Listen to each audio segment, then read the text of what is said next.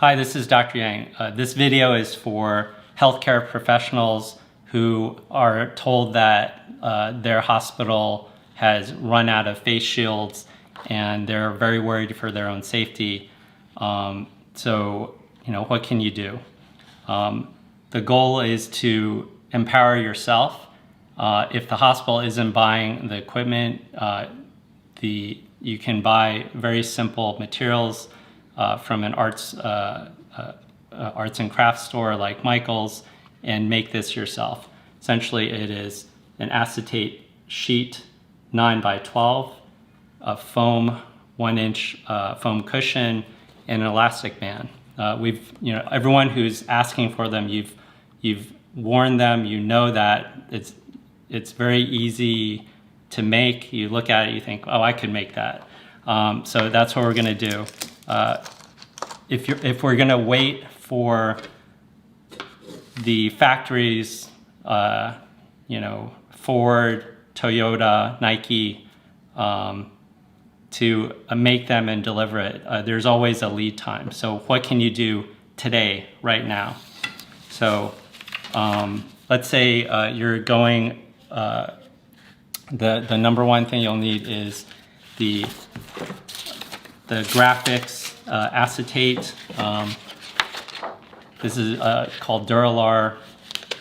This one comes in a pack of 25. I think it's less than $13, and that will make 25 shields. I have a roll of braided elastic, and you can make approximately 11 out of this one. This is 4.5 yards long. 4 yards will get you 10 elastic bands. Foam cushion. This is 1 inch thick. It comes in a giant roll at Michael's that is 2 feet wide by 6 feet long. If it were me and someone bought a giant roll of film, I would just cut a strip. It may not look as pretty as this one, but it'll do. Okay, so let's say it's cut. Next, we're gonna use plain Scotch tape. Let's say you go to the nursing station, you grab a Scotch tape, you're gonna grab a stapler. We're talking, emergent type or urgent situation. We're gonna roll the tape onto itself. I'm sure you've done this before. Stick it onto the foam and just line it up to the top edge, okay? We're essentially making an umbrella for our face, okay, a splash shield. Next, I'm gonna pull out about 14.5 inches of elastic and cut it. Again, these type of scissors at the nursing station, 14.5 inches. That's approximately a large head. That's comfortable for me. A medium is probably 14 and a small is maybe 13.5. So next we're gonna line this up right here. What I'm gonna do to make it easier, I found that the stapling is a little bit tricky. So what you're gonna do to make it a little bit easier so you're not fumbling, you're gonna tape that on the front edge and then just line it up and tape it. We're gonna staple it so it's more secure, but this is just to make the stapling a little bit easier.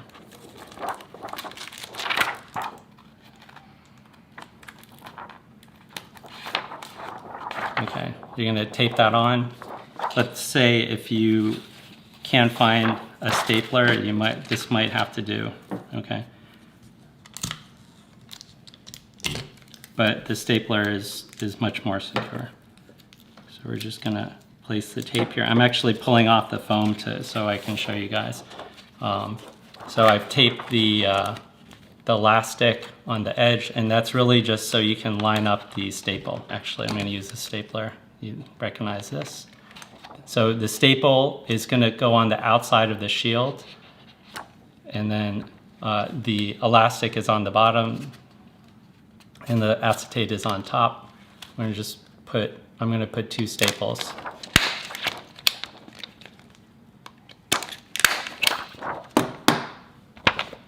So hopefully you can see there's 2 staples here. The tape holds it in place while you line it up. Otherwise, it's a little bit tricky to staple. Just line it up. I see they're doing 3D printed masks. If you've ever seen a 3D printer churn out its design, it can take literally like 10 minutes to up to half an hour to print out whatever it's printing. They also are using laser cutters to cut these shields, but if it's a rectangle, you don't need anything special. Literally, you can use a pair of scissors and then you're done and you can start taking care of patients. And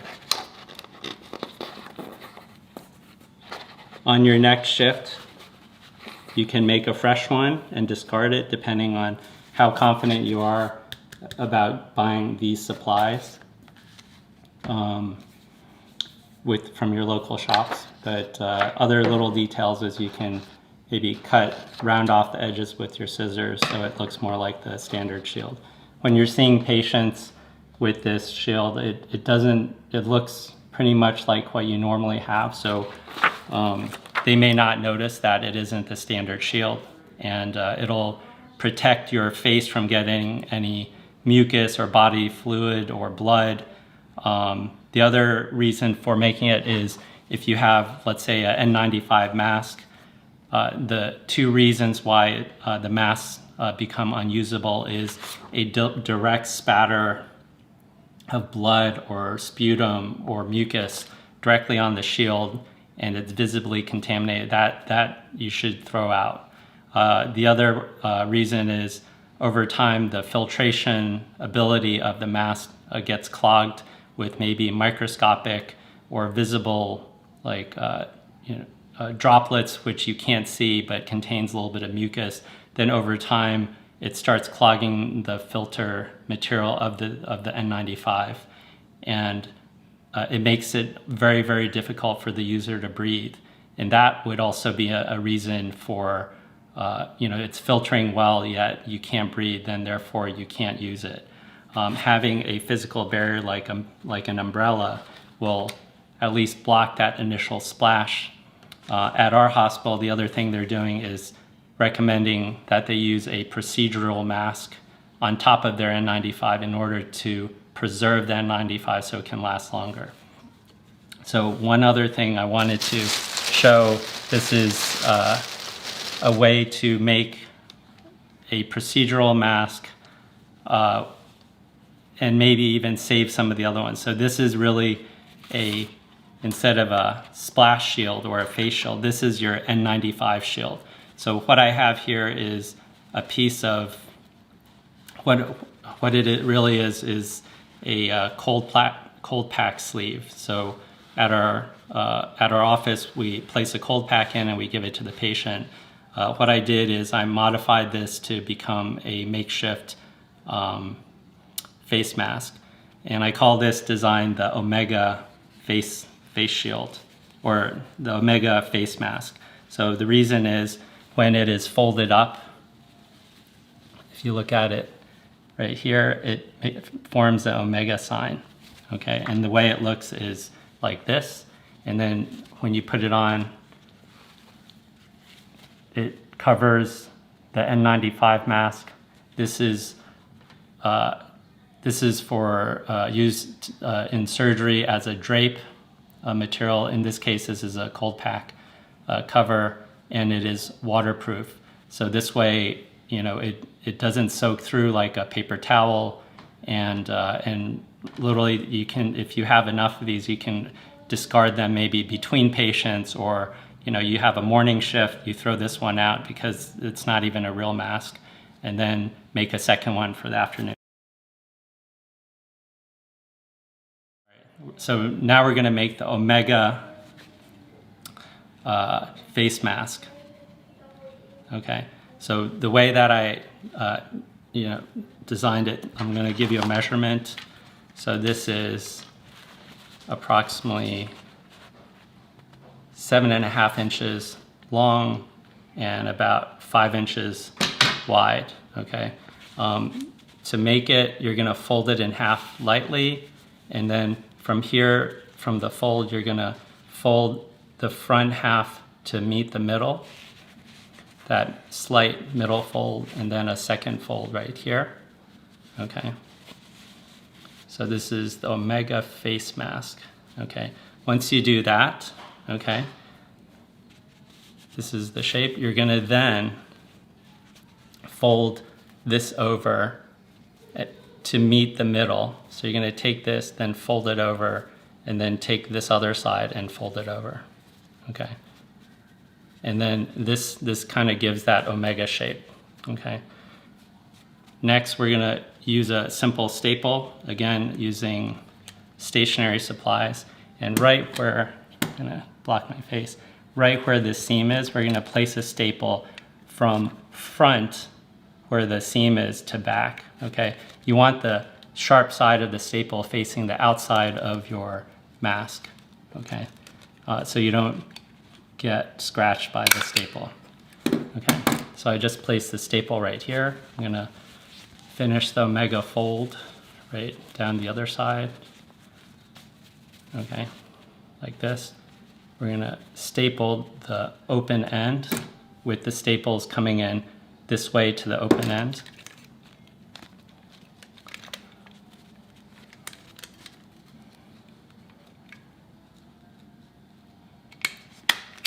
Okay, so next, what you'll need is paper clips and a stationary rubber band, or some kind of rubber band. These are the big loop kind that sometimes they'll wrap like 8.5 by 11 documents, like in folders. So these are pretty common for the secretaries. If it's any smaller, you can't really wrap a stack of documents. A standard paper clip, and then here we go. So we have our Omega shield. We're gonna place the paper clip, and this is just to cover the N95. It's literally a N95 shield, okay? So that on top, underneath the face shield. We're gonna slide this down, okay? Sorry. You're gonna slide the paper clip down. Notice the edge of the big loop here is on top. You're gonna, to make it more secure, you're gonna pull this flap and then tuck it so you only see half of it, okay? Same thing on this side. We're gonna slide this over the top, okay? And then push it down, okay? You'll see the big loop, we're gonna pull one side of the flap, tuck it underneath, you only see half of it, okay? We're almost done. I'm gonna pull this up a little closer so you can see me. I'll sit a little closer. Just pull the Omega shield over your ears, like this. Loop it on. You'll be wearing your N95 already, and just pull it up like this. Okay, it creates a little tent in the center. There's some leakage, but the main thing is we're using this as another shield. With your face shield, then you have a secondary shield. If there's an aerosol, most of it hits the shield, which you can wipe off. Let's say some Venturi effect comes around the shield, you have a second shield to catch any light droplets. And then because it's so simple to make, you can discard them more frequently. Or in another situation, let's say there's no acetate shields in the meantime. You're gonna have to wait until an overnight delivery for the next day, but they only gave you one N95 mask for the day or week. Then how are you gonna protect that shield? So potentially you can put on your N95, place the second one on top, and just keep it as clean as you can. So I think that's all I have to say for the frontline healthcare workers.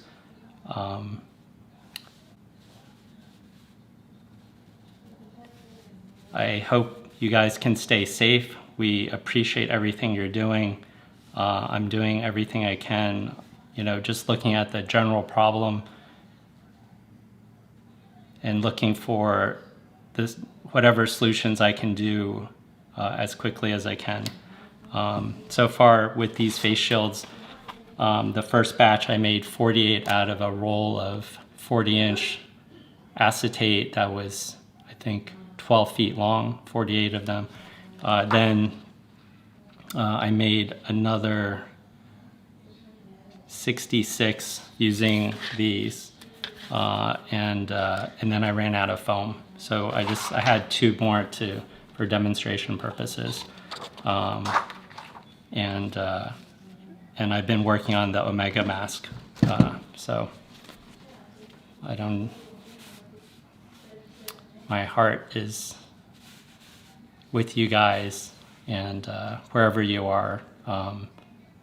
You know, this is kind of a MacGyver type thing, but you know, I'm just imagining if I'm in your situation, I'm at the hospital already, and they literally tell you, sorry, we don't have PPE for you, or one particular piece. This is, you know, I think the face shield is actually really important.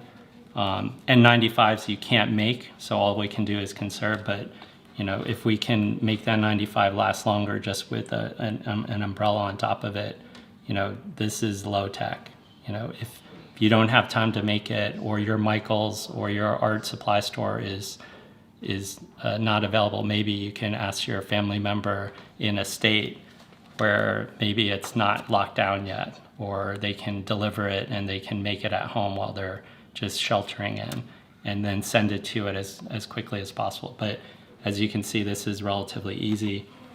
The other thing I was thinking of was that, sorry to make this so long, the idea of making your own shields actually came from a news article maybe 2.5 weeks ago, maybe from Seattle, where the hospital staff themselves, they were using vinyl sheets, foam, and you know, elastic. It wasn't even braided elastic. It looked like just you know elastic cords, and fashioning it. And they you know, they're talking about their desperation, and that was literally like almost 2 weeks ago. They were already doing this. So you know,